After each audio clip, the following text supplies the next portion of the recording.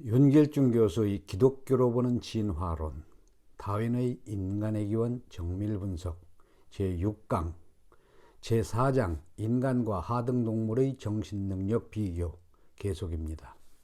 인간과 하등동물의 차이점 중에서 도덕과 양심은 가장 중요합니다. 동물의 지적 능력이 인간처럼 활성을 발휘하여 고도로 발전한다면 사회적 동물인 짐승들도 우리와 정확히 같은 도덕감을 획득할 수 있다는 뜻이 아닙니다. 동물들에게 미적 감각이 있는 것처럼 옳고 그름의 감각이 있을지는 모르는 일입니다. 많은 동물은 사회성이 있고 서로를 위하여 봉사합니다. 브렘은 에티오피아에서 계곡을 건너는 큰 집단의 개코 원숭이를 보았습니다. 일부가 건너편 산으로 이미 올라갔을 때 아직도 계곡에 있던 일부의 무리가 개의 공격을 받게 되었습니다. 이때 나이든 수컷들이 바위 위에서 급히 내려와 입을 크게 벌리고 무섭게 짖어대자 개들은 재빨리 물러났습니다. 모든 원숭이들이 높은 곳으로 올라가자 개들은 다시 전열을 가다듬어 공격하기 시작했습니다.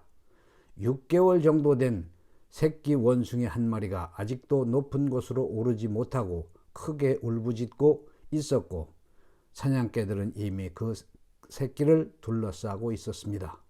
이때 커다란 개코 원숭이 수컷 한 마리가 다시 산에서 내려와 천천히 새끼 원숭이 쪽으로 가서 새끼 원숭이를 안심시킨 뒤 그를 데리고 의기양양하게 사라졌습니다. 독수리 한 마리가 어린 긴 꼬리 원숭이를 낚아채자 원숭이는 나뭇가지를 놓지 않으려 했고 큰 소리로 울부짖으며 도움을 청했습니다.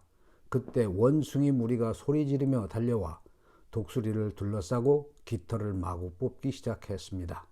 그러자 독수리는 먹이는 생각조차 하지 못한 채 도망쳤습니다.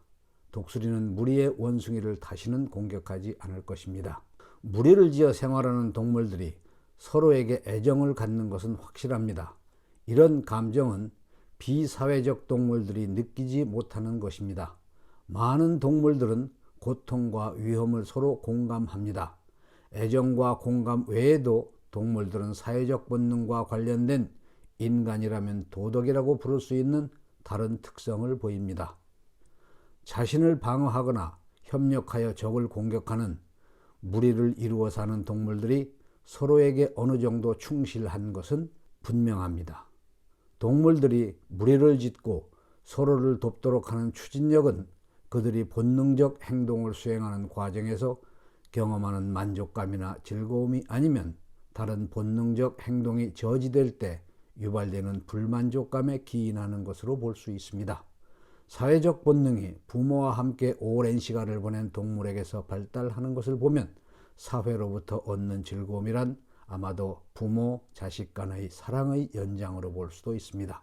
그리고 그 연장은 부분적으로 습관에 기인한 것이라고 할 수 있지만 대체로 자연도태를 통하여 이루어진 것으로 볼 수 있습니다. 인간이 사회적 동물이라는 사실은 누구나 인정합니다. 사회적 본능이 하등동물처럼 오래전에 생긴 것인지 아니면 인간의 초기에 각자가 개별적으로 획득한 것인지 우리는 알 수 없습니다.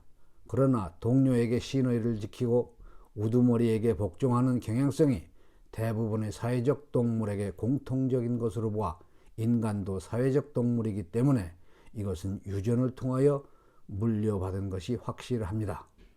젊고 겁이 많은 엄마라 할지라도 아기를 위해서라면 모성 본능에 따라 어떤 위험이라도 무릅습니다.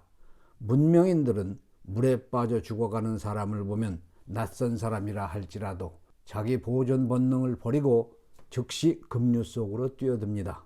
충동적으로 이루어지는 이런 행동들은 도덕감에 따라 이루어지는 것이 아니므로 도덕적이라고 할 수 없습니다.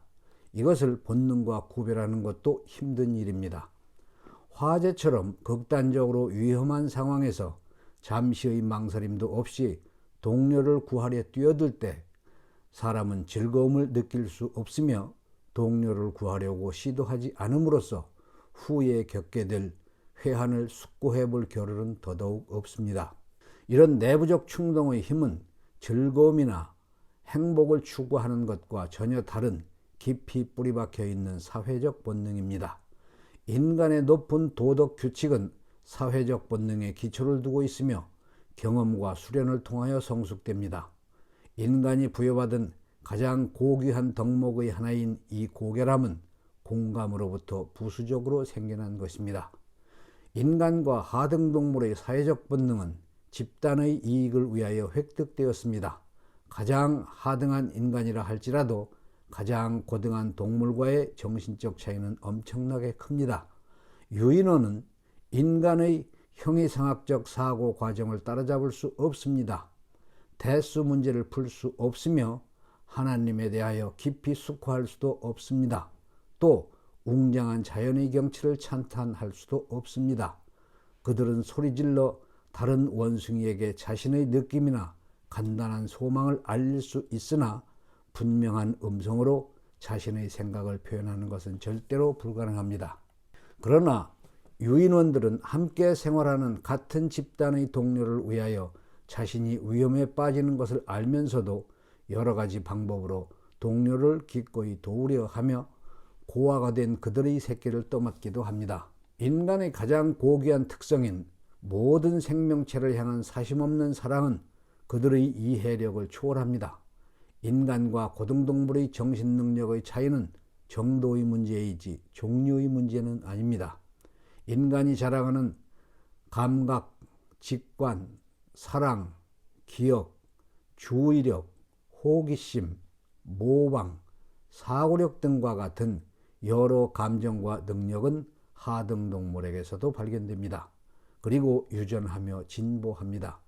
보편적 개념, 자의식과 같은 높은 정신 능력이 절대적으로 인간에게만 속한 것이라는 사실을 증명하는 것은 불가능합니다. 이런 것들은 완전한 언어의 계속적 사용이 원인이 되어 생긴 결과로 보입니다.